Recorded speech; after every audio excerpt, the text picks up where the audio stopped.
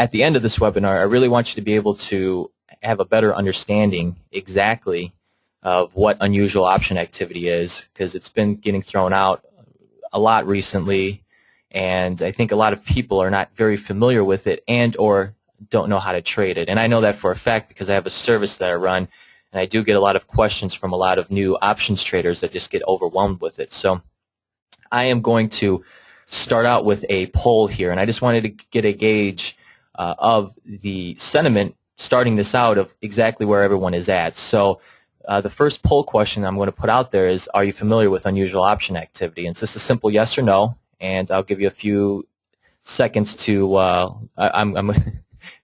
no questions yet. I'm going to open up the poll here. So I'm going to launch it right now. All right, it looks like just about 67% of you voted, and let's close it. Oh, 72 there. Last minutes, closed. So about 75% I got of you that voted here, and surprisingly, 41% of you said yes, and 59 said no, which I had a feeling that it was going to be no, because it's a kind of a generic term, and I wanted to go and start out. But before I do that, I just wanted to kind of, for the people that are new here, I've had some people that were retweeting it and are not familiar with myself, so I just wanted to go over who I am and then kind of go into the option activity. So right here, I'm just going to open this up where who I am. You can see my mouse here, and my name is Joshua Belanger, and I've been in the business for about 7 years, and I started at the Mercantile Exchange in Chicago as a runner. Before then, I was at a pizza place. I was a manager of a pizza joint. I delivered pizzas, and I wasn't sure what I wanted to do. And a lot of people that wanted to get or are in the market now and want to get into the market were in the same position I was, and I was in the same position they were. I had no idea what the market was. I mean, I knew of it, but I saw movies like Boiler Room, and I just knew that I wanted to make a lot of money. And the way that I saw that was in the market because of these movies. So what I did to get into the Chicago Mercantile Exchange is, when I was at the pizza place, there's a guy that had an Edwards Jones office, and he would order pizzas from us a lot. I went in there and I asked him how I can get into the business. He asked me a few questions that he knew I didn't know the answer to, such as, do you have a Series 7? Do you have a book of business? These are things that are just pretty standard if you want to be a stockbroker. And he knew that I didn't know it, and I didn't have that. So he just wanted to open my mind and understand what I needed to get to. So after that, what he told me was that he used to work on the Chicago Mercantile Exchange, and that would be the best way for me to get my foot in the door and kind of get me to where I wanted to get into the business. So what did I do is I cold called every place in the Chicago Mercantile Exchange, because I didn't have any connections at all. I just knew that I wanted to get into that place, and I had to find a way. And the way that I found was just cold calling every place I could possibly do. And eventually I called every place in that building, and I eventually got into a firm called Spike Trading. I was a runner for them, and I worked for FC Stone, which is a clearing corporation. And I ran for both of them. I worked on both floors. I worked in the S&P pit. I worked in the NASDAQ pit. I worked in the Eurodollar. I worked in both floors. There's 2 floors in the Chicago Mercantile Exchange, and I worked both those floors, and I worked really grueling hours from when the first floor opened to the second floor closing, and it wasn't that much fun, but it was an experience. And what I was able to learn was, I was in the pit with a lot of these very experienced traders. I was standing shoulder to shoulder with them and seeing money transfer in front of my eyes, and we're talking millions of dollars at times. And I would collect trade tickets. That's what a runner is. And what I would do is take the tickets from the trader or the clerk, which a clerk is a person that just is the assistant of the trader, and they would do kind of the things that the trader doesn't want to do, such as making sure the trade is good on the other side, so talking to the other clerk or trader so they can trade more. And they're just kind of an assistant, on-hand assistant. And what I would do is I would collect the tickets, and then I would take them to the clearing station so they can clear the ticket, and then I would take it up to our our trading floor in the building on the 16th floor. So I was able to kind of get a understanding of how the market actually worked and see how exactly these traders made money. And I collect tickets at times that traders would make 300,000 in one, and on a few ticks of their size that they were trading. And some of the tickets I take, they were big losers. So I was able to see really a lot of money transfer in many times. And once I started to kind of settle in there and learn a little bit more, I was able to see who was actually making the money and who was losing the money. And in the floor, or on the floor, especially in the S&P pit, there's local traders, which are traders that trade out of their own account, and then there's brokers such as Goldman Sachs and Morgan Stanley, and they have traders on the floor there to provide liquidity and to trade on behalf of their clients. One of the things I noticed was a lot of these traders, not a lot of them, but there was a few of them that were making consistent money. One of the ways that they were making this money was they're following what Goldman Sachs was doing and what Morgan Stanley and these big brokers were doing when they were coming in with large amounts of buy orders or sell orders, and they would just kind of it's called scalping. They would scalp what they were doing. They would either step ahead of it or step behind it, and that's what they would make money consistently on. So after I took a leave from the floor, I wanted the journey I wanted to get to was becoming a broker. And once I was a broker, I had a Series 7, I had a Series 63, I had all the industry license that I needed to do, and I was working on a book of business, and I realized I really hated it. I missed what the floor was providing to me, and it was just not what I thought it was going to be. A broker is just an overrated salesman. Brokers don't know what the market is. They're just strictly salesmen, and I learned that pretty fast, and I really hated what I was doing. So I eventually went to a few other firms, and I was able to trade the firm's capital. I was able to I worked in the operations room as well. I provided buy and sell side orders, and I was able to kind of understand exactly more of how institutions and how bigger money gets in and gets out of stocks and positions, which kind of just develops my overall kind of understanding of being able to see what happened on the floor and those kind of traders on an open outcry, and also being in an office and seeing how trading works as there. I was really tired of making money for other people. I've always been naturally an entrepreneur ever since I can remember as a kid, and I just like doing things myself. So I eventually just got tired of doing and working for other people because the industry is not that fun. It's very shady. There's a lot of times I didn't get paid for my work in large commission checks, and I was just tired of fighting with these guys for it. So I took a few clients and I started my money management firm, Stockstar Capital, and I started managing money. And then shortly after there, I started my website that many of you are familiar with, or coming across it, is called optionsizzle.com. And that's where I just really focus on options trading. One of the things that I learned when I was a broker is that options trading is very new to a lot of traders. And that was kind of where I realized that there was an opportunity here to help and teach others that they don't need a broker and that they can actually trade their accounts themselves and or just have a better understanding of how the option market works. So that should get you up the pace of exactly who I am and where I've come from and where I'm now. On my website as well, I do have a little bit more if you want to read more about it, but I'm just going to get into what we came here for, and that's this unusual option activity and the unusual order flow. So I'm going to open here is what is unusual option activity. So I'm going to start out here is, again, what is unusual? And I'm going to open two pictures here. And like I said, this was just going to be it was going to be easier for us to look at it than having to open up my trading platform and go back and forth. So this was from yesterday, and these are two stocks, and I'm just going to ask you guys on this Consolidated Edison, do you guys think this is unusual option activity? If yes, just put 1 in the answered questions box. If no, then press 2. Alrighty, so we have a lot of ones that are yeses. So I'm going to scroll down to here, and you should see Norvell. This was another one, and I'm going to ask the same question. Is this one, yes, this is unusual? Two, this is not unusual. So just taking a little bit by the sentiment, one, most of everyone thinks that this is unusual, and then two, that most think this is actually not unusual. So let me just close this down because I want to get back to that screen. How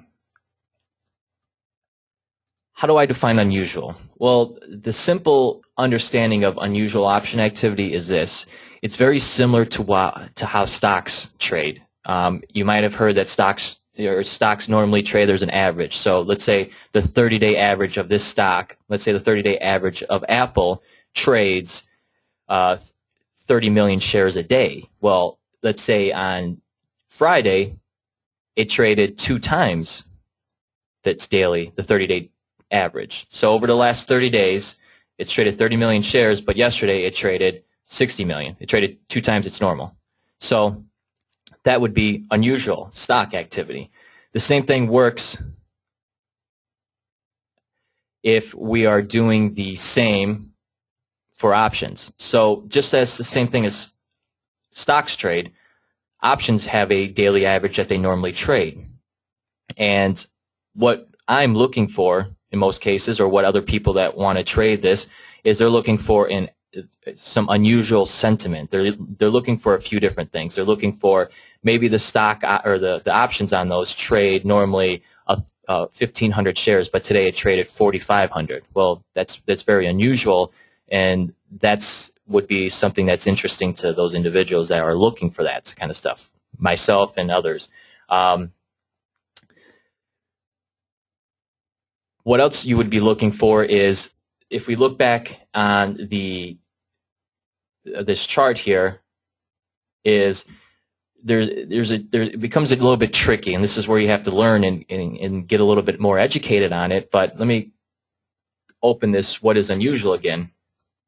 And if we take a look here, this Edison, a lot of individuals are just looking of how many calls, which I just went over. You know, it's what is unusual, and this does classify as unusual. The issue is that this is actually unusual because it actually went ex-dividend on Friday, meaning that it's paying a dividend coming up, and Friday was the last day to be on record for that.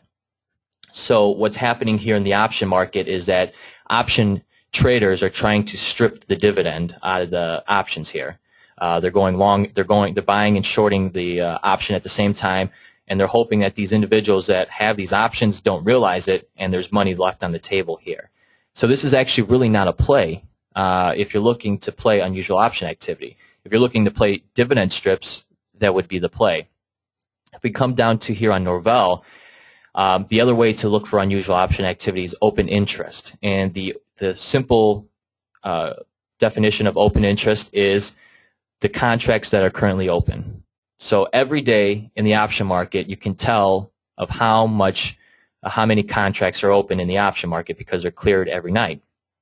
And as of right now, in these December 6s, there's 1,011 contracts that are currently open, meaning that there's a buyer and seller that currently have a contract that is open.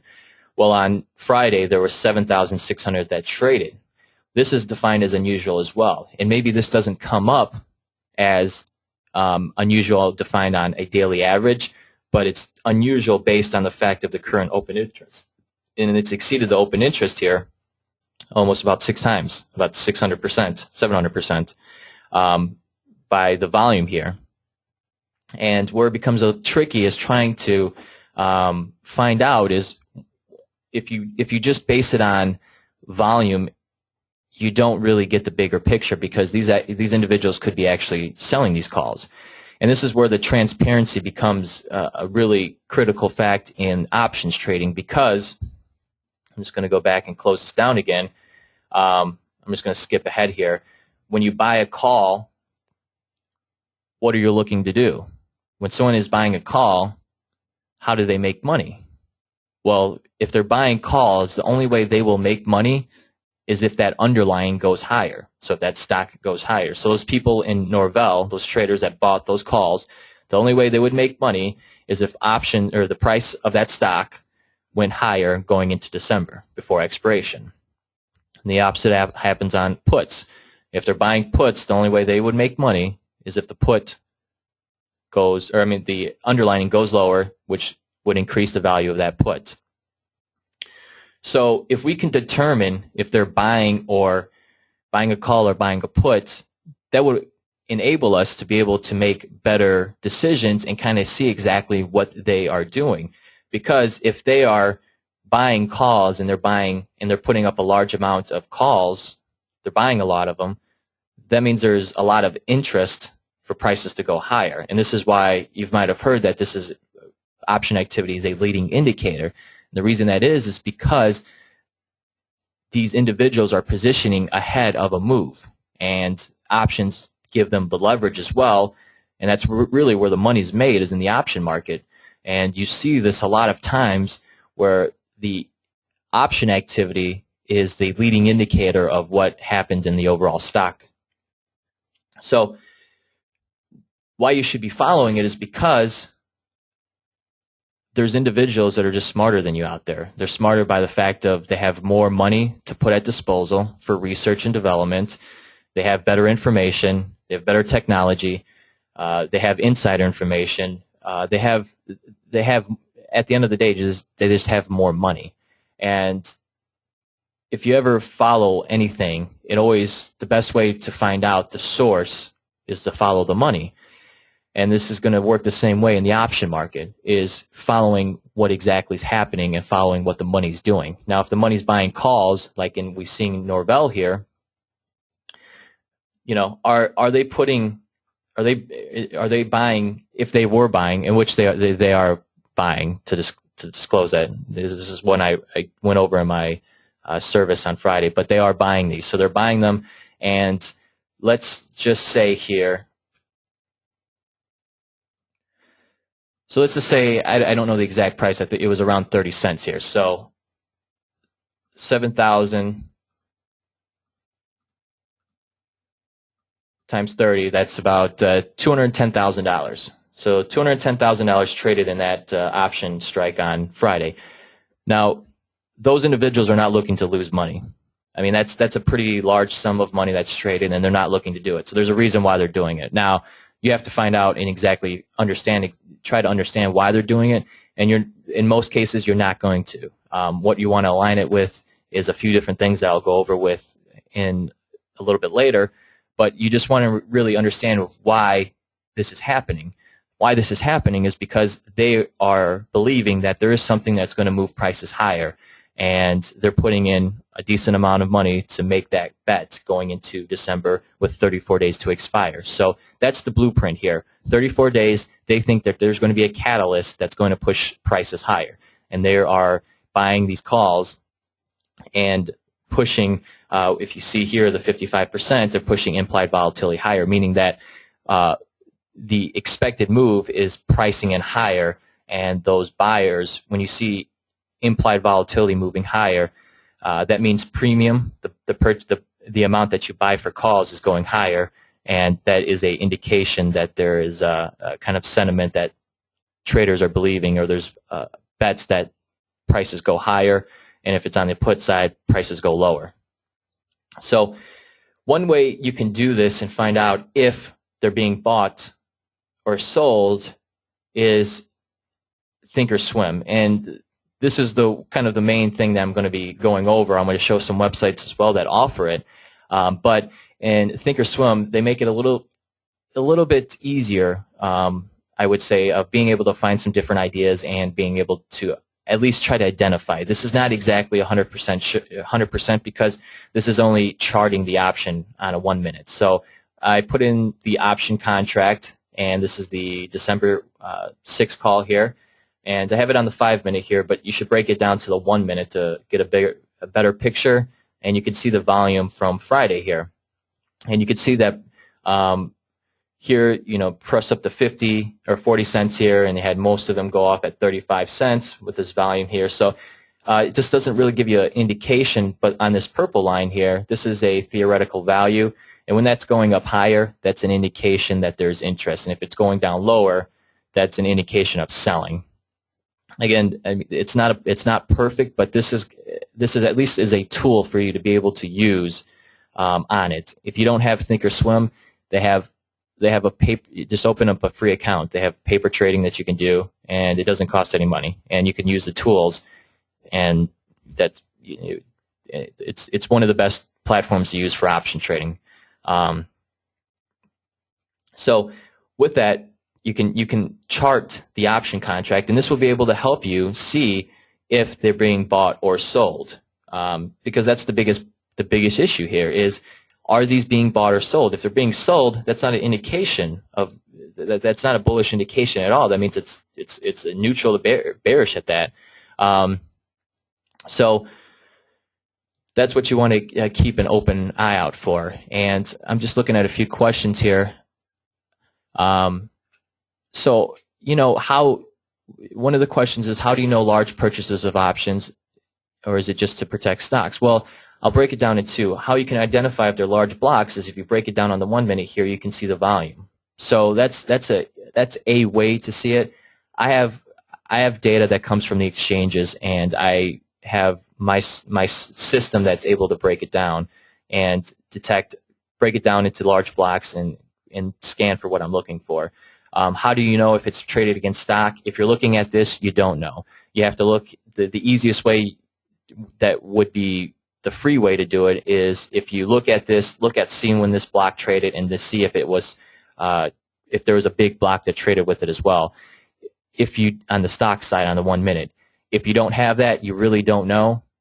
I can tell because I can see the large blocks that have come in, and in most cases, large trades are tied to shares, so they hit at the same time. So I'll get a marking from the exchange saying that it was tied, and in some cases it's not tied, but I can at least tell that the size of the block and at the time it traded, that it was likely tied to this big block of options because it looks like a delta neutral hedge. So that's the way to do it.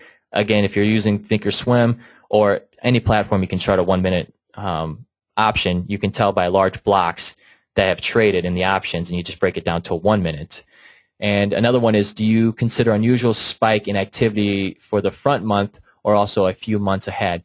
This is a great question, and I'm going to go over that and ways to trade it in a little bit later. Yeah, I mean, the easiest way to tell if it's being bought or sold, the question is, can you tell if it's a buy or sell, is seeing if it traded on the offer or on the bid. Again, you have to have option data to do that. The easiest way is to look on a 1 minute time frame here, and to see if the blocks have been increasingly higher, if there's green candles, and if the theoretical price is going higher. Also, is implied volatility going higher? If blocks are on the offer and implied volatility is lower, that's not a good it's not a very good indication. You want to see the implied volatility moving higher, and you want to see the trades going on the offer. The nice thing about options is that there's, in most options, a 5-cent spread, and that is going to be able to help you see if a bid or offer was being hit. How do you plot the theoretical value? There is a study that you can do in ThinkorSwim, and that's how you would do it. But it also should show up if you chart it. If you chart that option, it should show up automatically. So getting back here on what is unusual, why you should be following the transparency. Again, buying the call or buying the put, that's going to be able to allow you to follow the money. If there's large amounts of money going out and being bought, that's, fund managers have to, the way they get paid is if they make money. So they're always looking for an edge. They're always looking to for the next trade, and when they find it, they're not putting a little bit of money at risk. They're putting a lot of money because they have confidence behind the trade.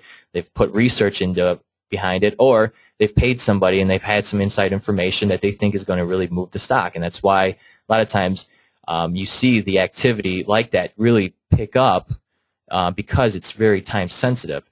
And if there is a trade that took if it was a trade that happened to take time to develop, they wouldn't come in that aggressive. They would take time and they would leg into the trade. That's why when you see that aggressive nature, that it's kind of important that it usually happens within the next several days to maybe a week. I found it happens really in a 3 to 9 day period of when the action really follows through, and the chances of that trade working out afterwards, after 9 days, starts to diminish increasingly. So that's really the sweet spot when you see things like that. But when you look at Norvell, they're giving you somewhat of a blueprint, and that's what you have to understand. So here we have 6 days to expire in November. If they're coming in these the November 6 calls here, then that would tell us that within the next day, 2 days, that there's something going to happen.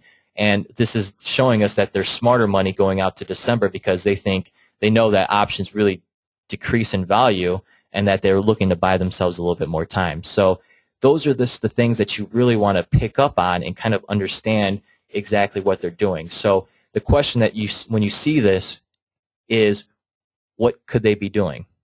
What are they doing, and would I do that? Those are really what you need to be focusing on and kind of look at it. And I'll go over again how I would look at it and kind of go through those steps with you a little bit below. But we're going to step out here and we're going to go on to ways to find unusual option activity. So there's a few different ways. And first way that I'm going to go over is the ThinkorSwim. There's a thing called the sizzle index on the ThinkorSwim platform. And I'm going to open this up, and they have what they call a call sizzle and a put sizzle.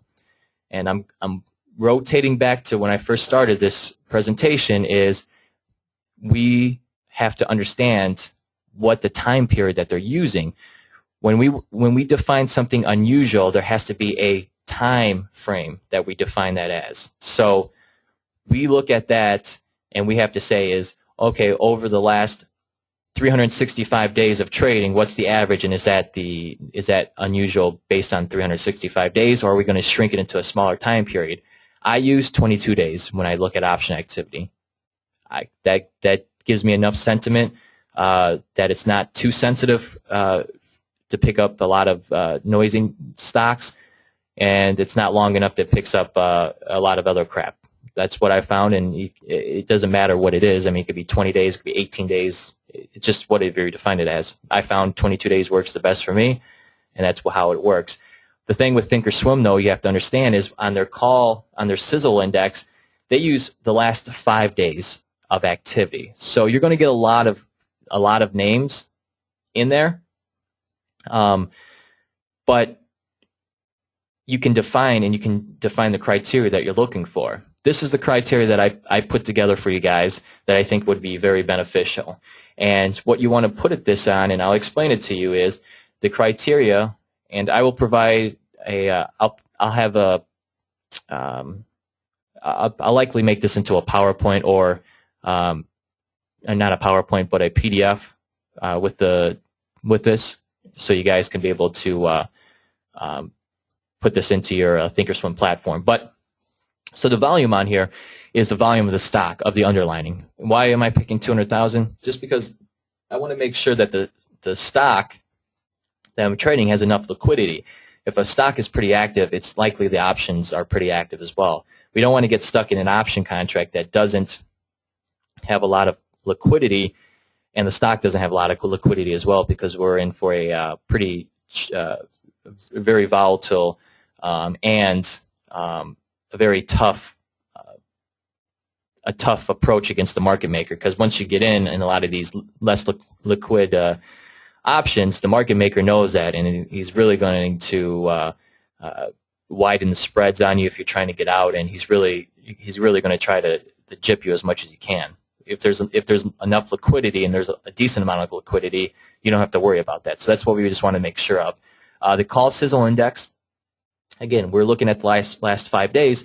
So I'm going to put this as 2 times the sizzle index. So you can do it 1 times I'm going to do 2 times just because I want to just make sure I get a decent amount of names, just not too many though, a decent amount. And then I'm just going to put the max at 20. And the reason why 20 is because sometimes you'll get a lot of biotech names that have 134%, and it doesn't really matter. So 2 to 20 I think would be pretty good, and you can play with these numbers here. I mean, you can widen and spread it based on this, and then the vowel difference. And I think this is the one that's important.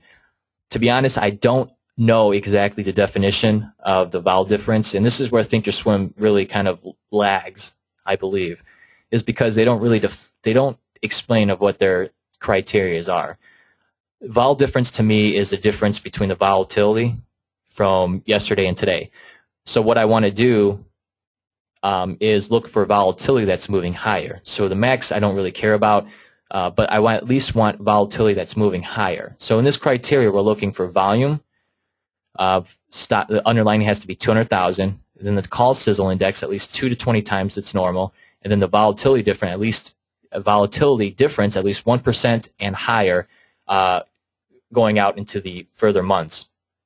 And you press scan right here on this on your platform here, and you'll get a bunch of listings, and you can sort it by that. And how I would just how I sort it would be by call sizzle index from the max. So the ones that have the highest call activity, and then start scanning and looking through those as that.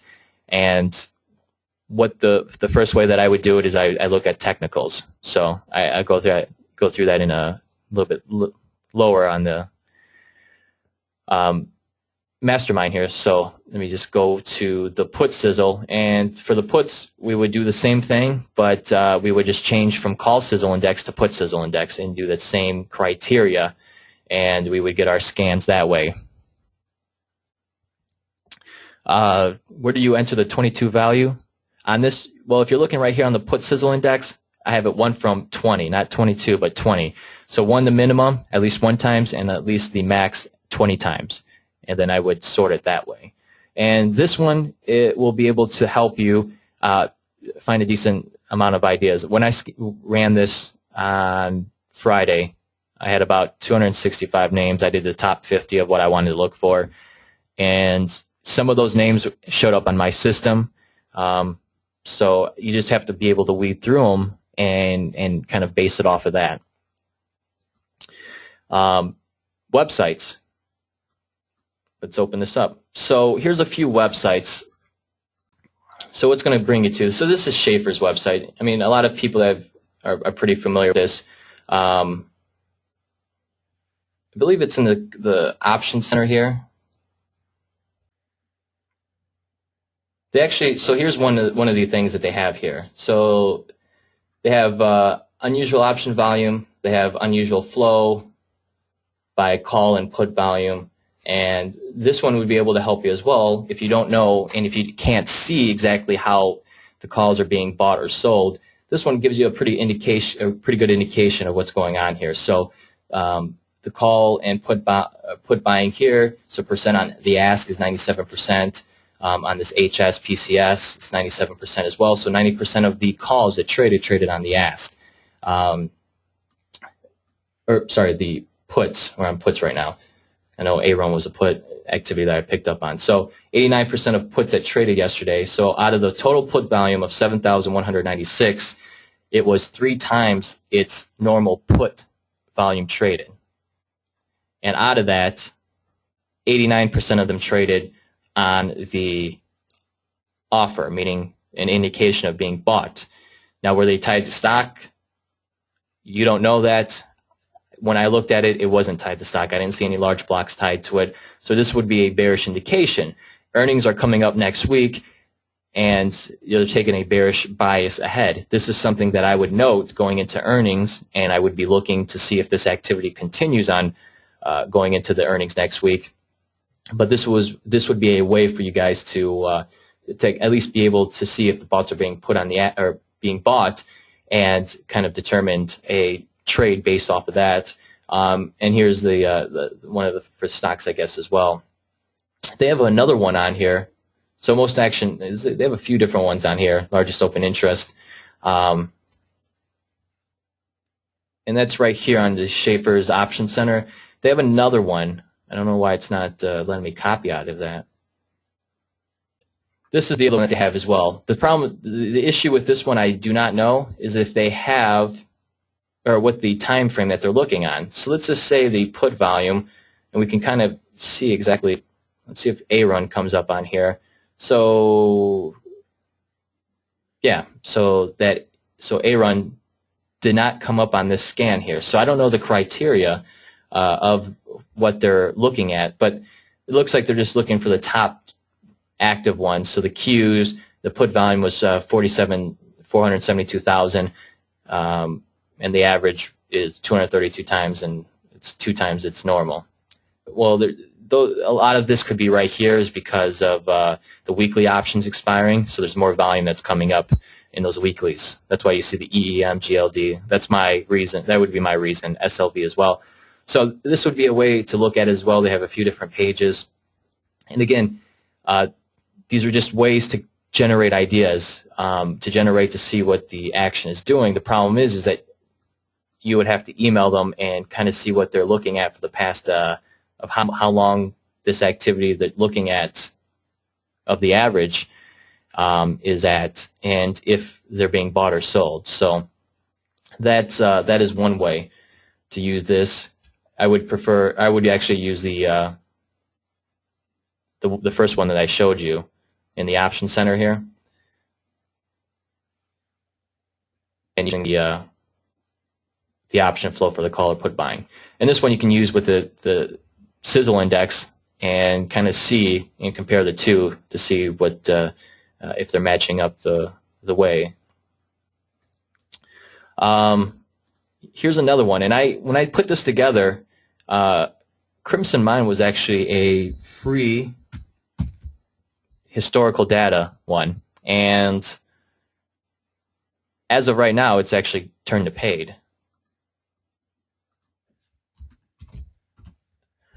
They give you a few different options that you can use here. You can have the options activity summary where you can go through here, unusual option activity.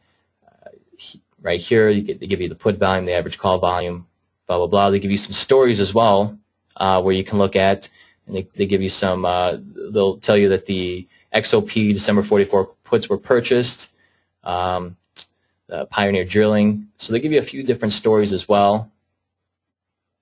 I guess there's a link to an activity page. But the thing that I was telling people before is that you could use is the scanners here, the volume scanner. And this one was pretty cool because you can do look for volume that was greater than 500 or 1,000, how many times it's average, the contract calls or puts, and the expiration front month, meaning that if front month was now November, or you can do all contracts. And you were able to filter this and you get a decent amount. It would be pretty similar to the sizzle index, but they told you the call option volume total. They don't tell you if they're being bought or sold, but they, again, give you somewhat of a idea generation to be able to do it. As I've seen right now, just recently, they just went to a paid service to be able to get more than 3 options here. Yeah, so only 3 rows that you'll get of that. So Century Aluminum was the last one. I mean, that's another option to use as well.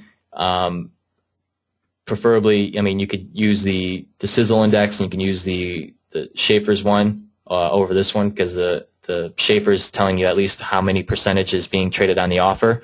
So that is going to be more beneficial. And let me go here, and these are actually some cooler ones that you can use and have running throughout the day. So Control C, and this one is from Trade Ideas. You can use this one, have it running, and I think it refreshes every 5 minutes, or data. Okay, it refreshes. I think it's delayed, but every 15 minutes, and you can pick up some decent ideas from this one. Based on activity here. So I know Wendy's was one I picked up, but Wendy's was after earnings. So this one's really not that unusual. After earnings is not that unusual. Nexon was one. This was intraday. there's I think there was some chatter that took place and spiked the calls up higher here. And seen some other one, Fortune Brands. This one was started to run late day, and actually stock started to run on no news. Then chatter hit the wires, the takeover chatter, and the options started to pick up afterwards. So here's some names that you can keep this open and run, and see, just like it did, it just refreshed, and it refreshes for you automatically, and it can give you some ideas to trade throughout the trading day.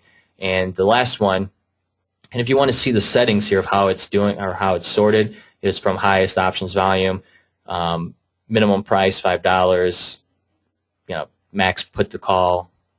You can check it down on here, and all these links I'll provide to you later after this is over with. But let's take a look at this one. And just like for the call one, I just did the same thing for the put one. Let's Control C. And this one is the custom as well, and this is elevated put buying. What you would be looking for on this one, elevated meaning that implied volatility is pushing higher.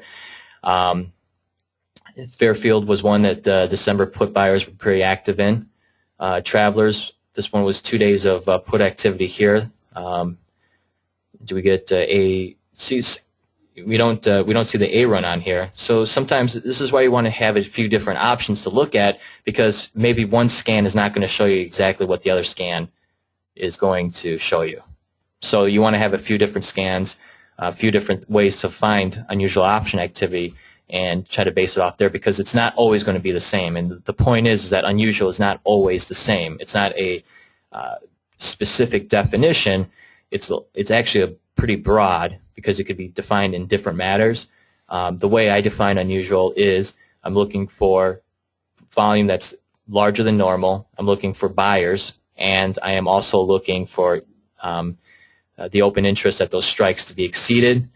It doesn't have to always be the case, but those are just 3 ways that I try to define unusual option activity for myself. So I'm just going to move that off the screen now, because we've covered the free websites, and these should be enough for you. I mean, those are pretty decent to generate ideas. Do you need a scan to generate 300? No, because I'll go into the issues is that you have to shift through it. Do you have time to do all that stuff?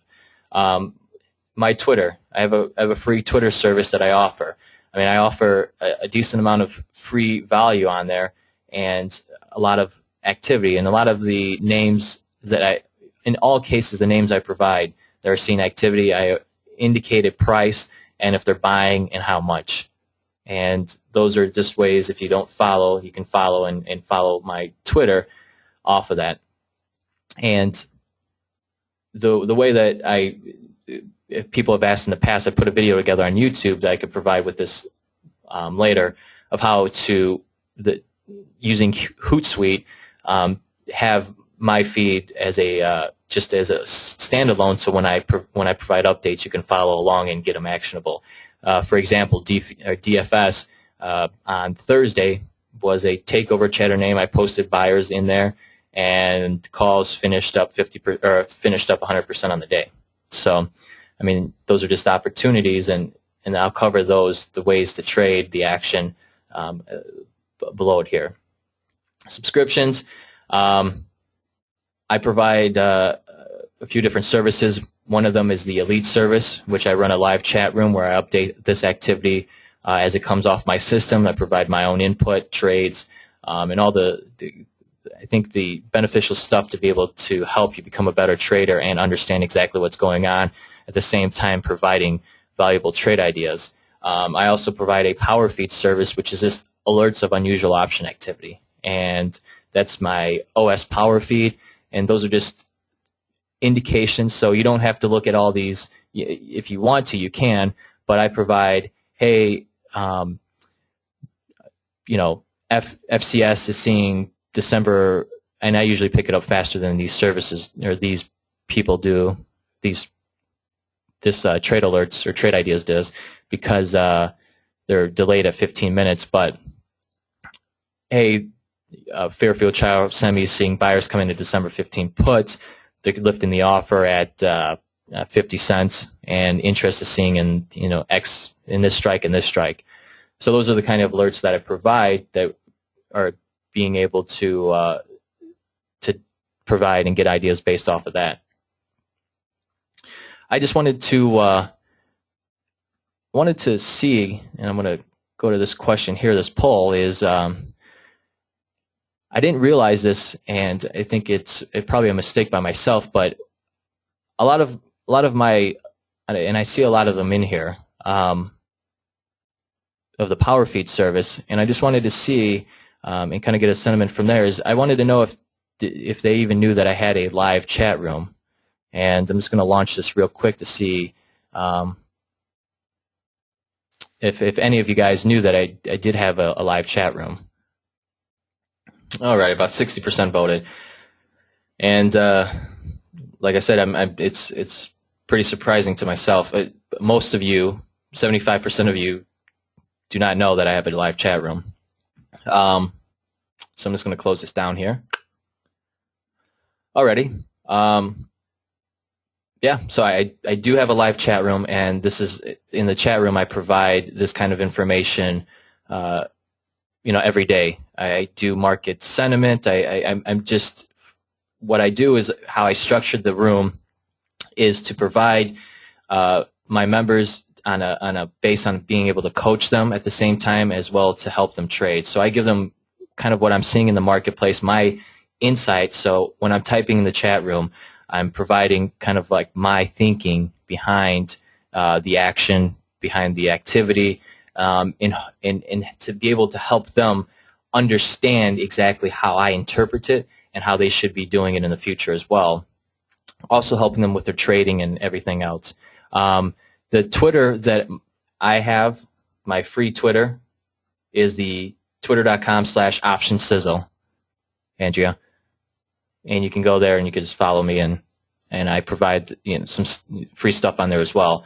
In the chat room, we're actually working on it, and I've been getting some feedback that possibly having a screen share in live voice would be beneficial for my current members. So I have a friend of mine and a member that's working on it. He has a product that he's actually building himself that's a live webinar system, and he's building a chat room based off of that for the service. And in that, it's going to be live chat, live voice, which I don't know how much voice I'm going to be able to do throughout the day, but it'd be able to see my screen, and I also provide the unusual option activity alerts, trade ideas. I trade the futures in the chat room as well, and there's just a lot of cool things that's involved with that. So I'm going to go into the issues with the free service. Again, we've covered some of these in the above here. Is, are they buying? That's very critical, and that's really the biggest piece of the puzzle. Is, are they buying? If you can understand and see if they're buying, that's going to put you better and be able to trade it better. Is it a pump? A lot of times you hear people get on CNBC and they'll talk about XYZ stock here and takeover chatter, the activities 5 times the normal, blah, blah, blah. That trade's already done with. And what happens is that the stock starts to lift up because of manipulators, and then they sell right into those people that buy into it, and the trade's over with. The trade was based on takeover chatter. And if you think takeover chatter is legit, it's not. Takeover chatter is just a pump and dump. What happens is that trading desks, and I pick up on the activity before the news hits, and this is why news is just not a leading indicator. It's just a why. Why is the action happening? And that's late. I don't really care what is going on.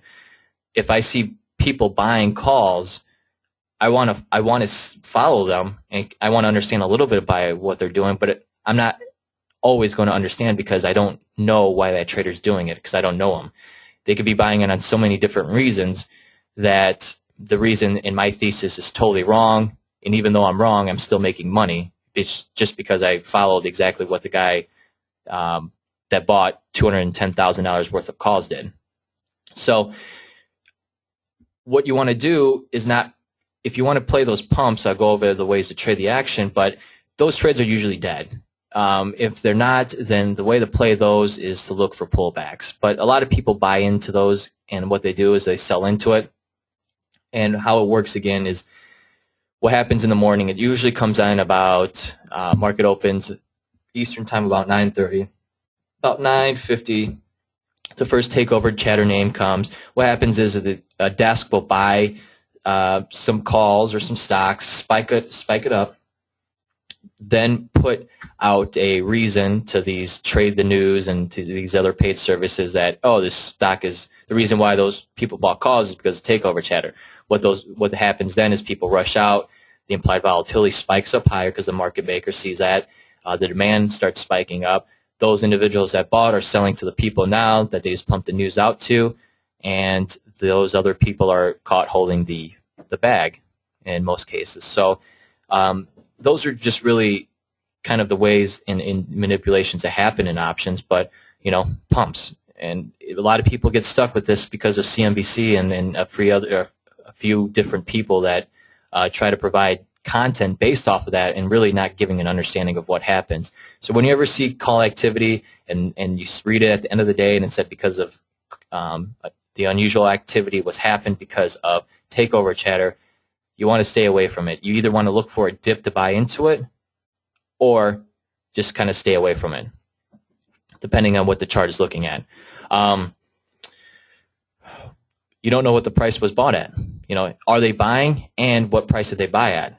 If you don't know that, maybe they bought at 25 cents and now it's at 50 cents. Well, I mean, that option's run 100% now. I mean, are you looking?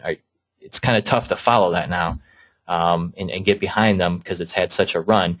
And a lot of times these big institutions they don't close out the options. What they'll do is they'll sell stock against it to lock in the profit. So you'll see them get in, but you won't see them get out in most cases. And again, the problem is with the free services, they don't tell you how to trade it. And sometimes following exactly what you're seeing on the chart or the option contract is not the best way to trade it because there's implied volatility, crushes that happen, and there's different things that just kind of affect the way that trading these options can put you in a losing trade. Types of ways to trade the action. I define these in 3 different ways. I call them the movers, the unusual, and catalyst activity. The movers are the chatter names. The names that see takeover chatter. They're very good opportunities. I might have said that, it might have sounded that it's not a good opportunity. It's a good opportunity for certain individuals. If you're in the market to trade throughout the trading day and you can trade them and day trade them and understand how to trade them, they're a very good opportunity. I'm able to make money at RIM. RIM was one that was very strong on Friday. I saw a 500 block call buyer that I posted in the room. And a member jumped in right behind him, and he made 63% in 10 minutes.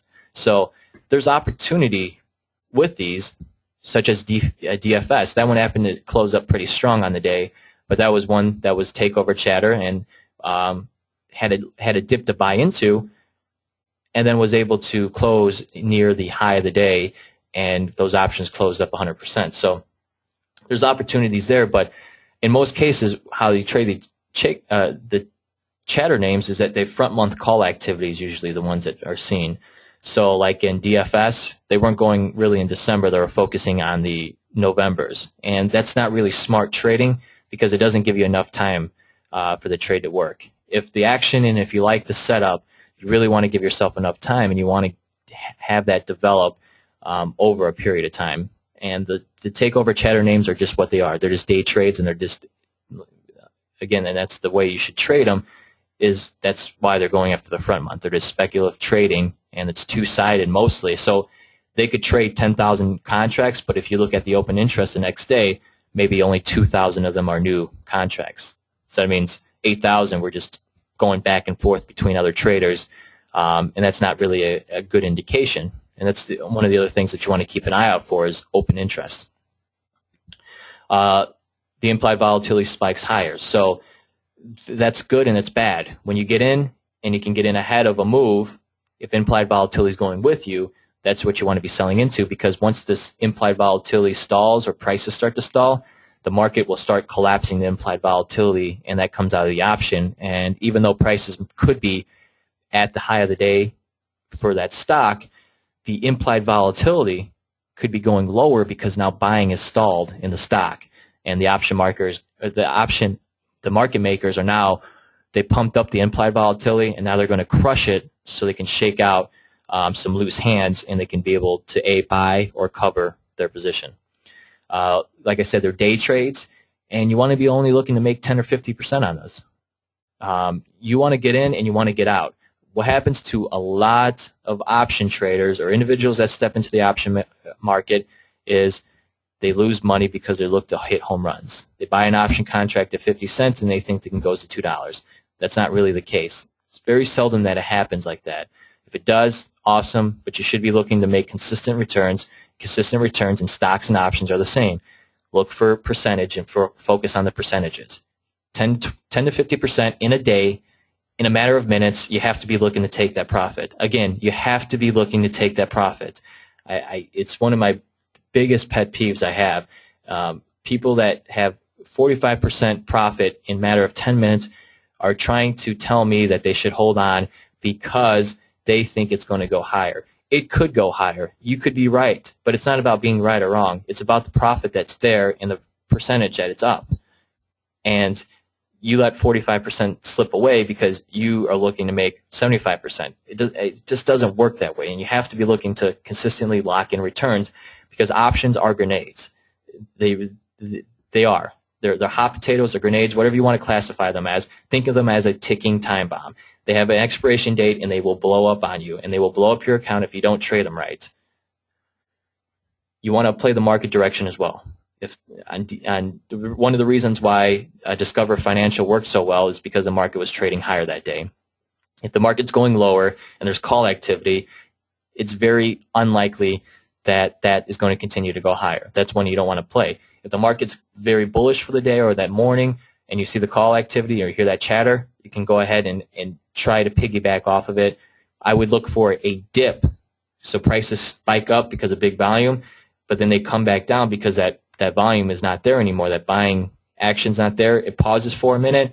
That's where you want to look to at least start getting in a little bit, and then look for it to start to rebounding and start getting that interest again, because people see that, kind of settles down, and then that buying interest happens again. So that's how you trade the movers. The unusual is the ones that have no news. So Norvellis, no news, just call buying. That's unusual option activity there. You know, that's what I define as unusual.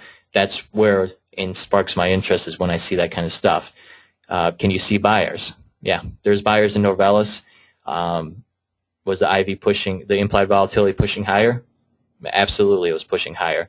And then this is what you want to look at to kind of understand the trade and how you trade.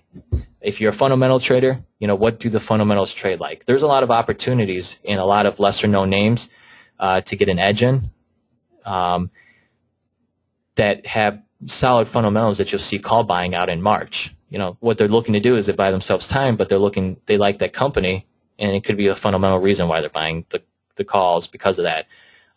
What I try to do is I try to base it on technicals for my stop and exit.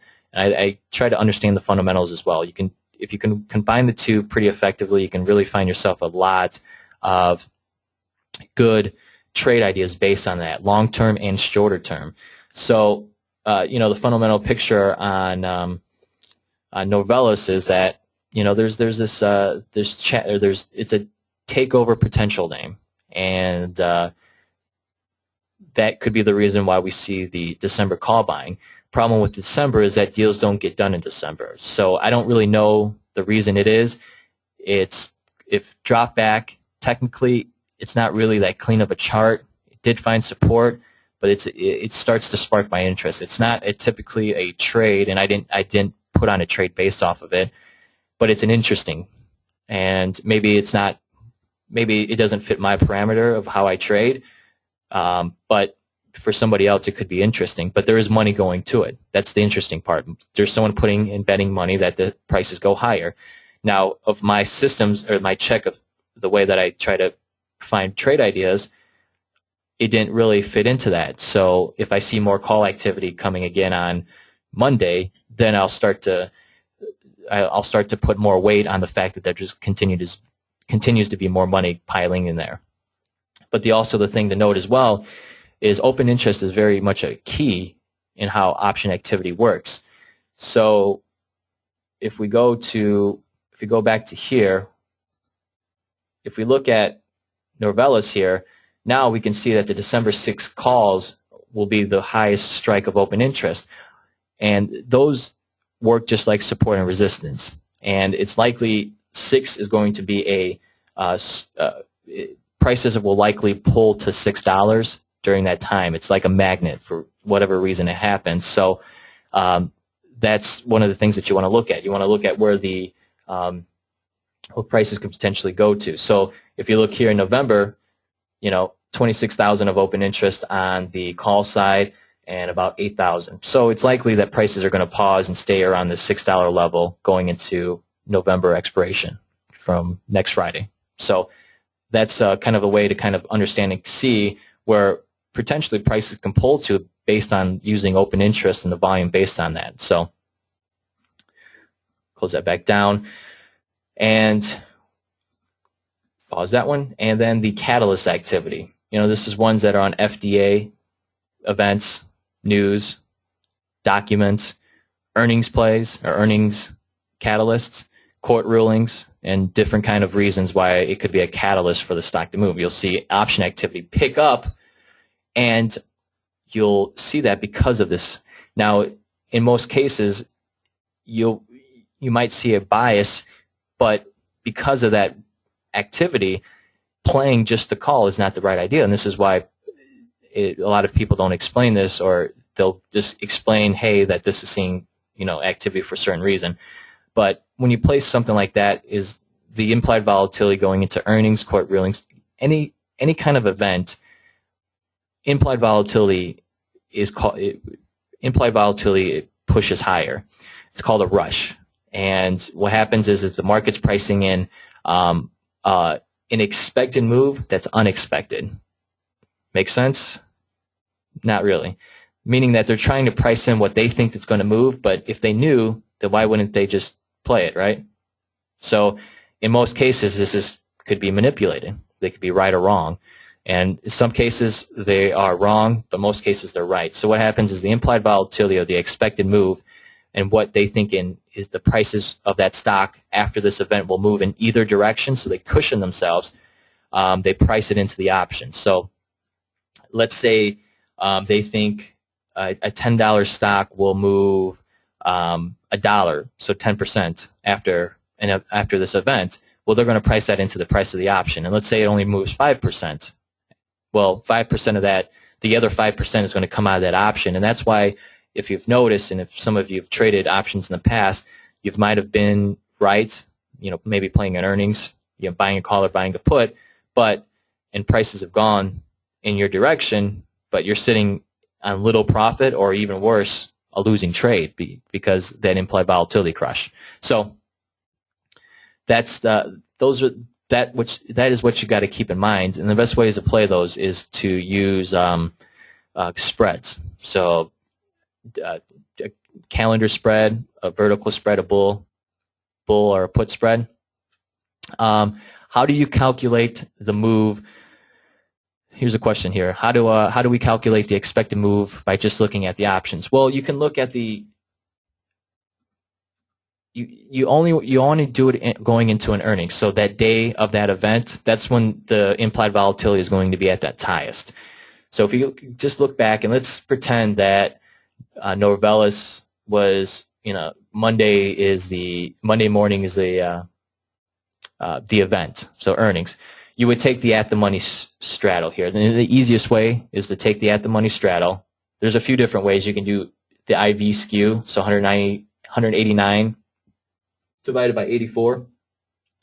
But the easiest way to do it is just taking the 6 straddle. So if you bought the straddle, how much would that be? You take that cost, you divide that by what the current price is, and that's your expected move. That's the simple way to do it. And you only want to do it at the day going into the event. So Monday morning we wouldn't be able to trade options. So you would look at what the price was Friday afternoon going into that. Josh, when you say IV spike, do you mean the overall month or weekly or the actual individual strike price? Well, what you would be looking for is, in most cases, sometimes, I mean, an at the money is not really going to be moving because it's at the money, the implied volatility. It's the out of the money. So, I mean, the December 6th here is at the money, implied volatility is ticking up higher. What you want to see is that skew. There's a skew, and it looks like a kind of a smile. What would happen is that the out of the money. So if you saw the December 8th calls active and you saw the volatility start to tick up higher, that's an indication that the implied volatility, that's a out of the money buyers are stepping in, and they're paying more to buy those out of the money calls, which is a very bullish indication. So that's what you would want to be looking for in implied volatility spikes, but it can also be the average implied volatility for that month start ticking up higher as well. You could use it on both. I use it when I'm looking really at certain strikes to kind of determine that, Darren. Gary's got a question about my book, on my weekly options book. And he asked if it goes over spread trades as credit and regular. The question is, yeah. I cover the strategies that I think are best used for the weeklies. I cover ones that you could sell. So the iron condors, at the money spreads, bull or put spreads that how you should look for them. And then I look for how to trade earnings, so double calendars, a double diagonal, buying a call or put, and I stay away from the call spreads when I use the weeklies. So I do cover that, and I go over exactly what you should be looking for, how I would look for, and the reason why I would be looking for to sell an iron condor, which I have a case study in there on an iron condor, or what I would be looking for if I would sell a spread to collect a premium. So there's some pretty cool stuff in there. It's about 47 pages long, and I'm pretty excited for it. I mean, the weekly options I've just been in love with ever since they started to trade, and I've been using them more often in my own trading. And I've been able to really, with earnings, is where I've been really making the money by selling the front month or selling those weekly calls against a monthly call. So few different questions here. Yeah, so someone asked, please how to trade off the info and provide your tweets, please. Absolutely. I can go over that. I mean, I think I covered that with Discover. Again, the idea, it's not they're not recommendations to buy. They're indications, just like an indicator. It's an indication, but to me, it's the most real-time indicator that you can get because it's showing you where money's going. Money doesn't lie. People lie. People say, BS stuff because they want to make money, or will lie because, they don't want you to know the truth. But where they're placing their money and what they're doing with their money is the real indication. Money rules really the world. I mean, that's what it is. It happens, and it's just what it is.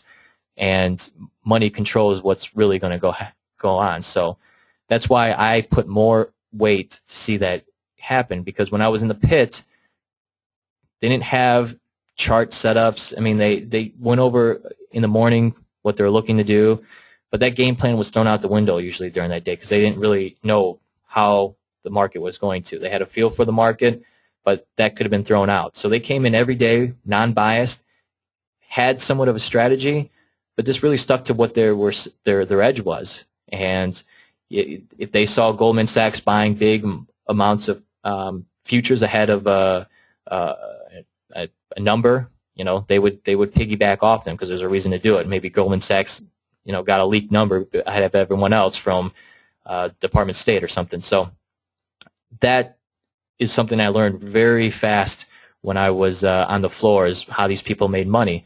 Some of them, Goldman Sachs traders are trading for Goldman Sachs, so that's what they're doing. They can't. They're not looking to follow anybody else. They're controlling the market, and that's how the market works. They control the market. It's Goldman Sachs. It's Morgan Stanley. They control 70% of it. We're just along for the ride, and you can either trade against them and pretty much, I think, lose, or you can trade with them and play the game is how they do it. Someone said on Yahoo Finance they have a 20 unusual volume options. Do you think this info is sufficient for average trader to take advantage? I remember seeing something on Yahoo Finance, and I think it might be from Schaefer's that they have it. Again, I provided the resources and I provided an explanation behind them. You could look at that, but I would stick to the ones I provided. Do you think most successful traders out there know this about following the money? No, some do and some don't. An edge is just, when someone has an edge, they're just confident in their ability to be able to execute. And that confidence is based on their strategy, their system. And some people, trade on different things. They maybe look for a different type of system. This is not the only way to make money in the market. And it's not the only way to lose money. There's many ways to do both, and people do it both all the time. This is just the way that I've been able to be successful and make a decent living, a very good living off of it. And this is the way that I feel comfortable trading. To me, it's like finding dollar bills, or not $100 bills on the ground. When I see a large trade go off with, just recently in Mosaic, there was a big buyer in the January 2012 calls, way out of the money. That's a very bullish. It was about $5 million that they put out there. $5 million that they tied up for just about over a year, that prices continue to move higher. A, they've done their research. They're not putting that kind of money up for no reason. B, they're pretty confident over the next year, even with all the volatility, that prices are going to, prices will move up that far no matter what happens. Their outlook is way out there. They've put money behind it. To me, that's like finding money. That's not having to do the research that they have to do. And they might put up $5 million and they might be wrong. And that's why I only trade the way that I do. To me, there's not a trade that's better than the next trade. Each trade is the same, and there's not one that's better than the next one. There's criteria that I meet, that I trade based off of, and some of them work based off of it, and some of them don't. So, that's how I do it. But to me, following the money, and you can do it in the stock market too. There's the OBV is a indication of stocks, accumulation from institutions. So there's different ways to do it. But to me, I can see the better transparency with the option market. Oh, so one of the questions is, how long do I typically hold an option against me? Well, when I get into a trade, I define I base it off of technicals, and I base it off if it's very rarely fundamentals, it's always technicals, my stops and exits. Depending on the price of the contract, I either risk the full premium. So if I bought an option at 35 cents, I'm willing to risk the whole 35 cents, and I'll base my contract size or my trade size based off of that. So I risk about 1 to 3% of risk per trade. So depending on how I do my sliding scale, and it's based off of my confidence and my emotion factor, I'll take the trade based off that. So if I'm willing to risk the whole 35%, I'll let the contract expire worthless. If it breaks below a support level before that happens, then I'll exit. So my worst case, I'm preparing for worst case scenarios in all my options trading, because like I said, they're grenades. So I will buy a contract, and in most cases I will say, if worst case scenario, if something happened and this went to zero, what's my max loss?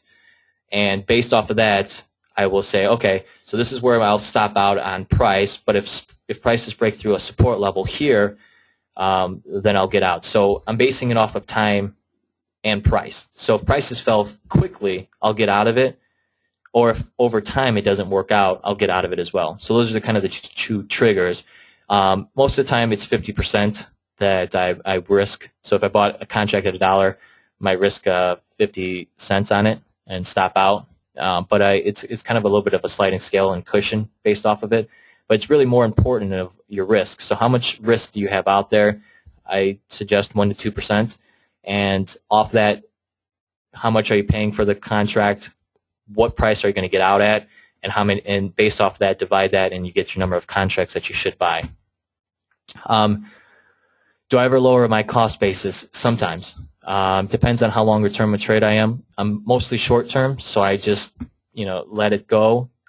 If I know that I'm looking to add into it, so maybe there's a stock, or maybe there's one that's run up a little bit, I will buy some of it and then I will add into it. Most of the times I just I go in and let it be. I'm going to hold off on the questions and I'm going to go on to just kind of finish this up a little bit, just because we're at an hour and 20 minutes here. So this was a case study here. Ingersoll Rand, and you can see here on 11/8, with prices at $42 or $41, that the 42 contract was pretty active here. 3,500 traded, and you can actually even see the out of money 43 pretty active here as well.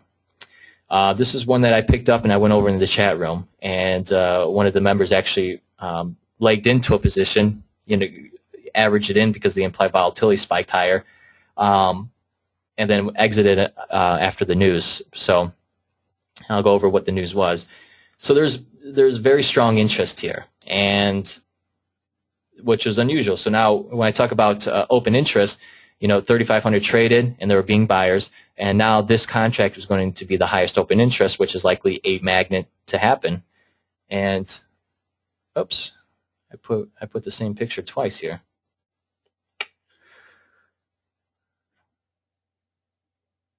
I'll have to find the picture. It's on my desktop. But right here, there are buyers coming in, and this is what the end of the day price is finished at. Let me see something here.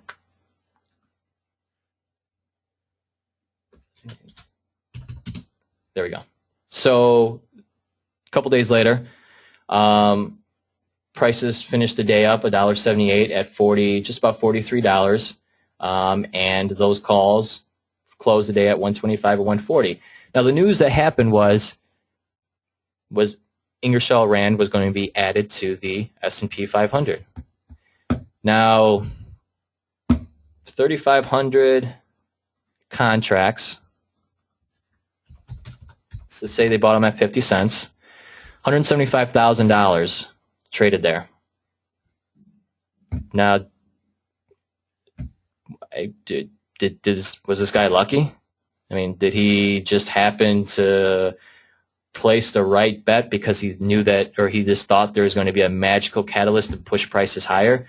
I mean, the chart is bullish, but I mean, it was at a pretty near a resistance level.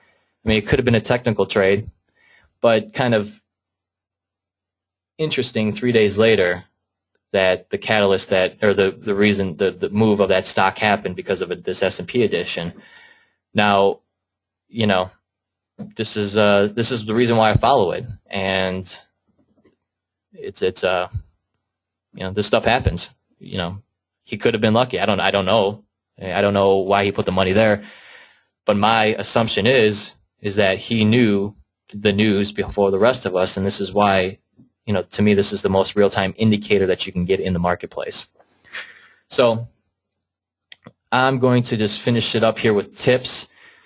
And the tips, I think the best help you in your own trading is, risk 1 to 3% per trade. I mean, this will help you build confidence. This will not blow up your account. And this is the best way I've seen, and I know that traders have made a lot of money in the past, make money over the long term, is by risking this and have a nice percentage of winners, and the winners that work well and the losers don't. I mean, I know you hear it a lot, and I know a lot of people say it. It is that simple. It's just really finding a system and building your confidence, because it's really based on your execution. Now, a lot of people talk about it. It's your execution, and your execution is based on your psychology.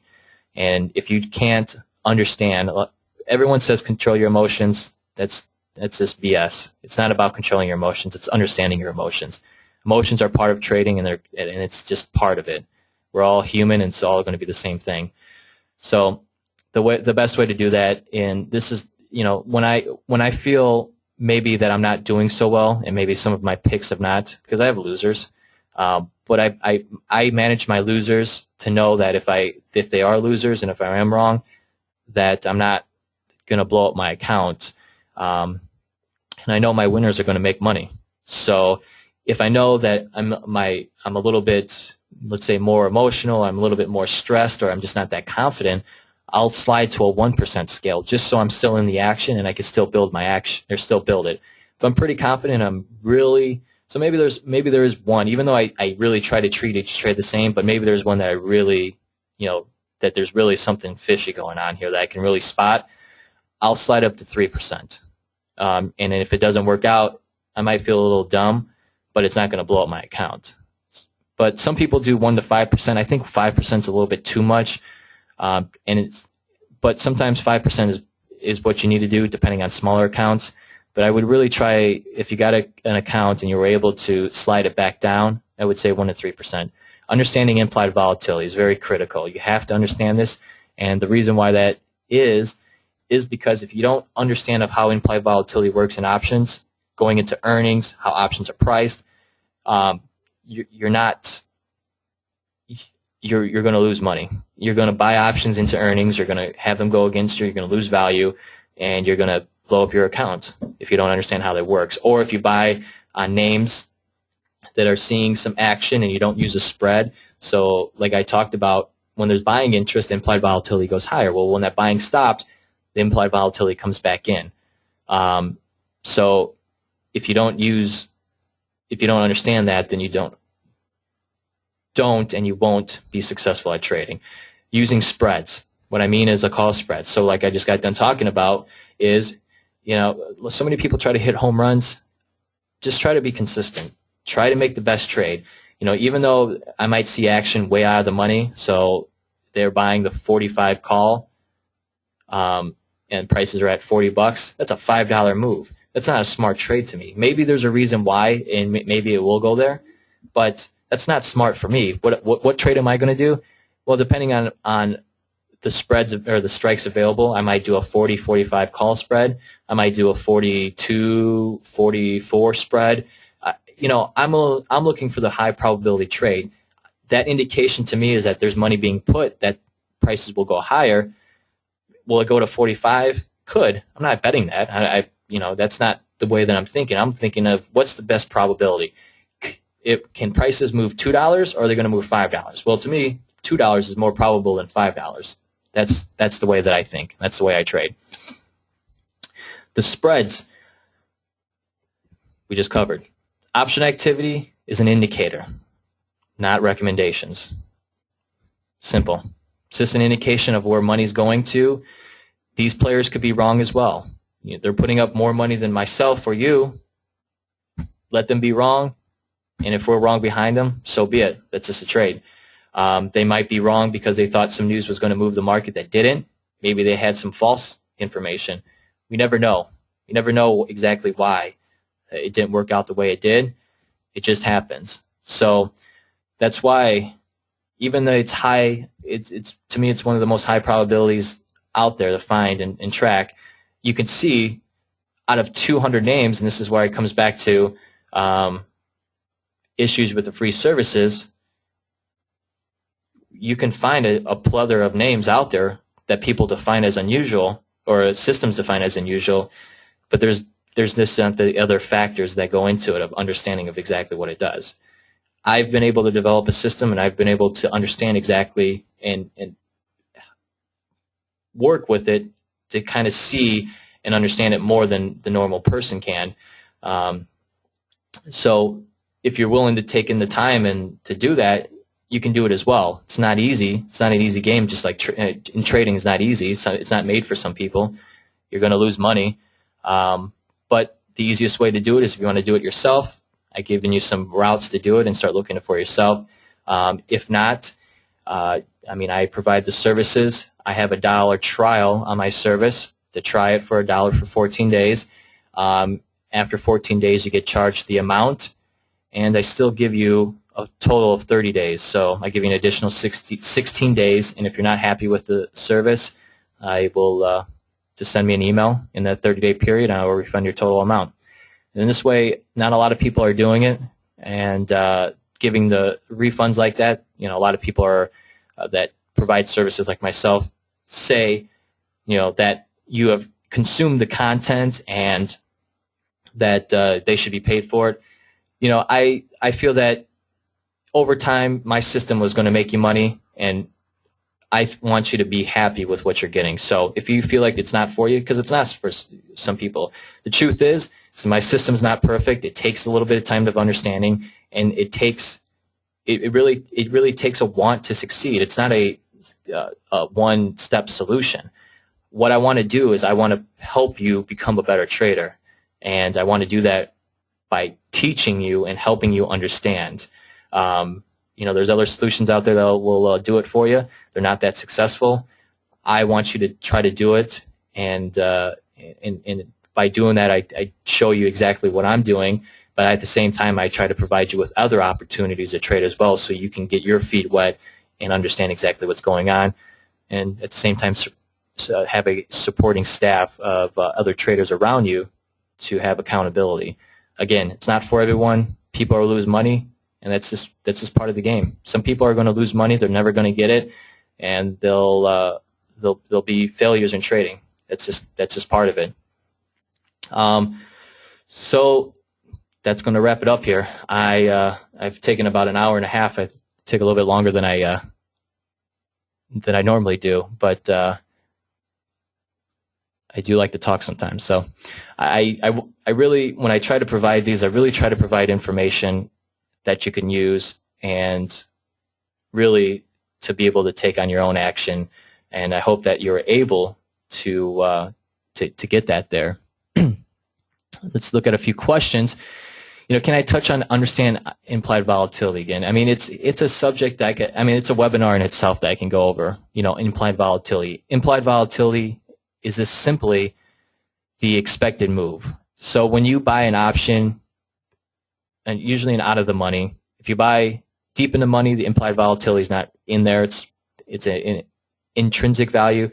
The extrinsic value is what implied volatility is part of. So an out of the money call, that's what you're paying for. So if implied volatility is going higher, meaning that the market's pricing in and making the premium more expensive than when you first bought it, that's good. When it's going bad, when it's going against you, that means the value, the expected move is getting a little bit narrower. So let's say implied volatility was at 100%, and then it starts to narrow, goes down to 75%, and then 50%. Well, that's likely because of time is eating away at that. So the time value is shrinking, which is going to shrink the implied volatility because now the expected range is there. When it's unexpected, the range is wide. When it's expected, it's very narrow. So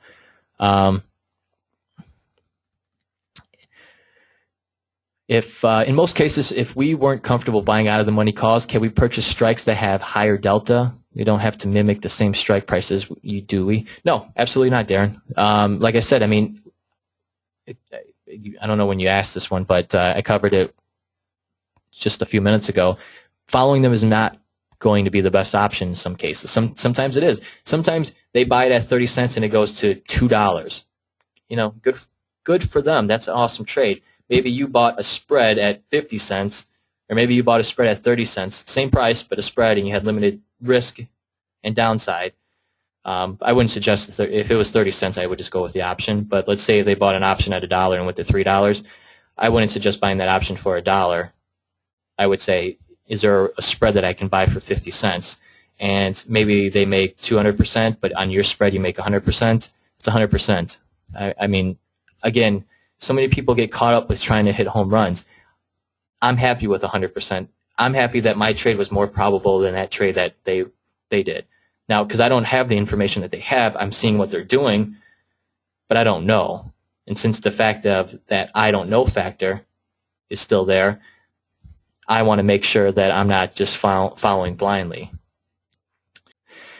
No, I mean, Karen, it's just not. I'll have a recording of this, and you can rewatch it. It's not both of it.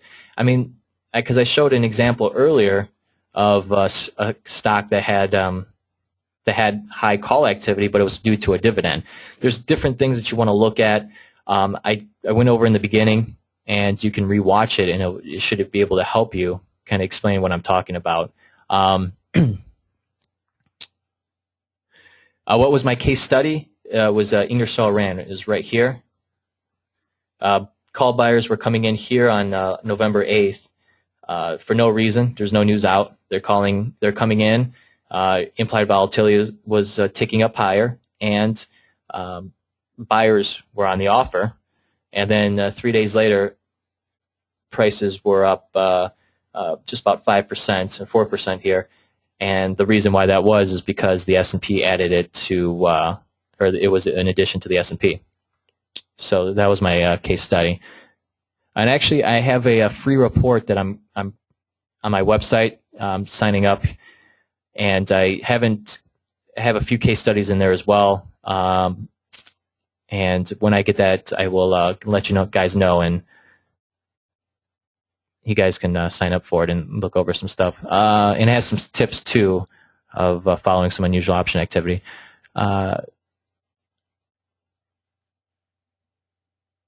Do you explain what you're looking for when you do a calendar spread, such as, yeah, I go over a few examples in the book that Carrie's talking about here, and it's actually at this website.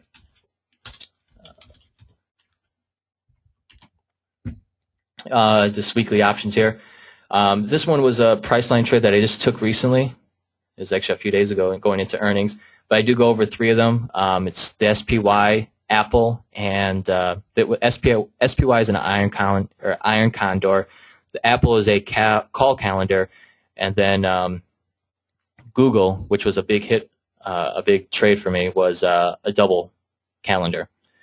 And the same thing with my product as well. You have 30 days. If you're not happy with it, you can return it. No questions asked. So someone else asked, where can you find the services? If you go to the website here, optionsizzle.com, click on the subscription services. You'll see a quick little video. It's some of the stuff I covered here as well, but you have a few different options. I've actually thought about just going down to one service. It's been a very tough for me to manage 3 of them. I think the one service I'm just going to go to is the Option Sizzle Elite. And if you can learn more about it, it takes you to this page, and you can get exactly what that's me right there. And you can get kind of understand exactly what you're doing. My example here is Bear Stearns. Picked up way out of the money call buying here. This was unusual put buying here. I'm sorry. And when I talk about people lie, Henry Schwartz was on CNBC days before talking about how the company was fine, and the put activity told a different story. And I mean, it's not. This is not. I can really create a full site on different case studies. It happens so often, it's unbelievable, but it's just what it is.